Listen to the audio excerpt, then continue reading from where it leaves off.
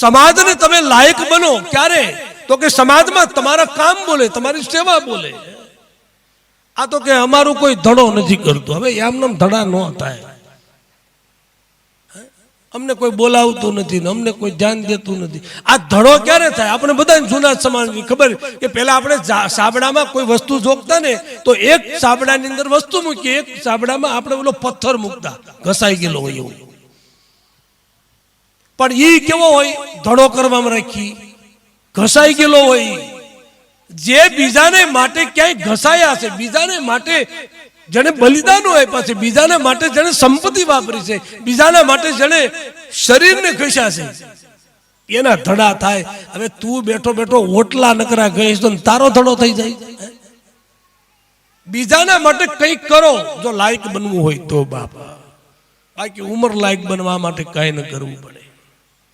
તો ભગવાન શિવની કથામાં શ્રેષ્ઠ તત્વ એ છે કે જ્યાં મારું તમારું મન ન પહોંચી શકે.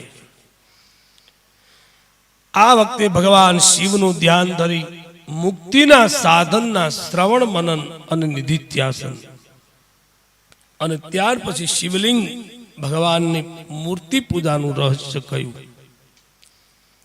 3 સાધનો માણસે કરવા જોઈએ.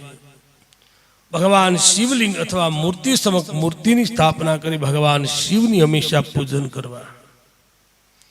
શૌનક મુનિ સુતજીને પૂછે છે, હે સુતજી, મુક્તિના સાધનો ગ્રહણ કરવા જે માનવ અશક્ત દુર્બળ હોય તેને ક્યું કર્મ કરવું કે તેને વિના પ્રયત્ને મુક્તિ મળે?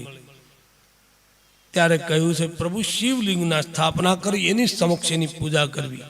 આમ કરવાથી ભાવક સંસાર સાગરને પાર કરી શકશે.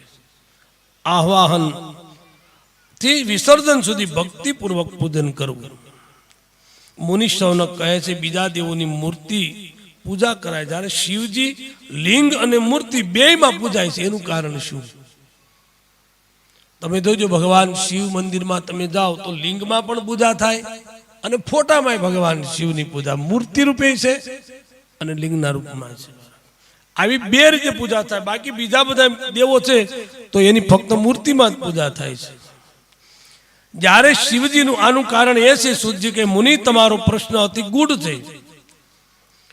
તો ભગવાન સ્વયં શિવ પ્રભુ જ આપી શકે. શિવજીનું વસન મારા ગુરુદેવ પાસે સાંભળ્યું કહું. શિવ એકમાત્ર એવો દેવ છે કલા રહિત, કોઈ કલા નહીં, કલા રહિત, નિર્ગુણ, નિરાકાર, બ્રહ્મ સ્વરૂપ છે.